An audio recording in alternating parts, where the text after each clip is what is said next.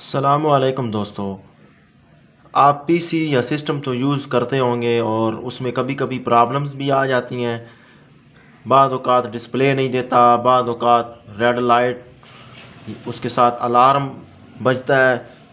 और अगर आपको ज़रूरत इन मामलात में पड़ जाती है रैम तब्दील करने की और आप मार्केट में जाते हैं रैम लेने के लिए और दुकानदार आपसे पूछता है कि भाई आपने रैम कौन सी लेनी है, DDR1 लेनी है, DDR2 लेनी है, तो आप सोच में पड़ जाते हैं कि यार मुझे तो पता नहीं है कि DDR1 है या DDR2 है।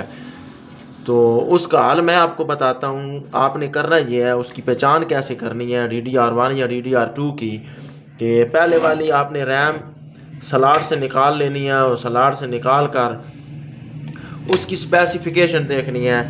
स्पेसिफिकेशन इस तरह का स्टिकर लगा हुआ होगा और स्टिकर पे आपने देखना है कि उसके ऊपर क्या लिखा हुआ है। अगर उसके ऊपर PC2 लिखा हुआ है तो इसका मतलब है कि ये DDR2 है, जिस जगह मैंने पेंसिल रखी हुई है। अगर इसके ऊपर PC3 लिखा हुआ है तो इसका मतलब DDR3, PC4, DDR4, PC5, DDR5 है।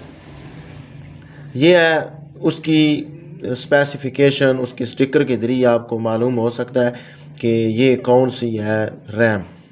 अगर रैम पुरानी है, उसके ऊपर स्पेसिफिकेशन नहीं लिखी हुई, स्टिकर नहीं लगा हुआ, तो उसका दूसरा तरीका ये है कि आपने पीसी खोलना है। पीसी खोल कर रैम स्लॉट्स पे देखना है। रैम स्लॉट्स की जहाँ नोड से इस तरह के कट बने हुए हैं, उसके ऊपर लिखा वोल्टेज लिखे हुए होंगे।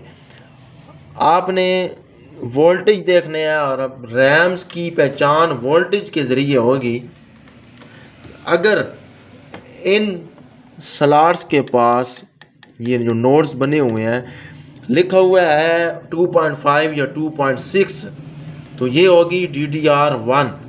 अगर लिखा हुआ है 1.8 वोल्टेज तो ये होगी DDR2। जिस तरह मेरे सामने ये बोर्ड पड़ा हुआ है, इसके ऊपर लिखा हुआ है 1.8 वोल्टेज, इधर लिखा हुआ है, तो ये DDR2 है। और इसके ऊपर भी PC2 लिखा हुआ है, तो ये भी है DDR2 रैम है। और DDR2 रैम PC2 में ही एडजस्ट होगी, यानी DDR2 की स्लॉट्स अलग होती हैं और DDR3 की स्लॉट्स अलग होती हैं। ये जो कट बने हुए हैं इनमें फ़र्क होता है और इसके हिसाब से ही रैम को एडजस्ट किया जाता है। PC2 में ही DDR2 एडजस्ट होगी। यानी अगर इसके ऊपर 1.35 वोल्टेज लिखा हुआ है तो इसका मतलब है कि ये DDR3 रैम है। अगर इसके ऊपर 1.2 वोल्टेज लिखा हुआ है तो इसका मतलब है कि ये DDR4 है। 1.1 वोल्टेज लिखा हुआ है तो ये DDR5 है। और मार्केट में अभी DDR5 तक ही मौजूद है।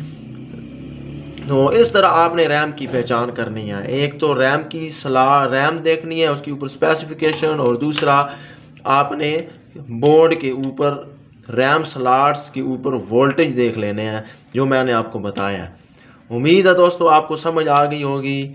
और मज़ीद ऐसी मालूमात जानने के लिए इन्फोटेक स्टॉक मेरे चैनल को सब्सक्राइब करें। शुक्रिया। मिलते हैं एक नई वीडियो के साथ।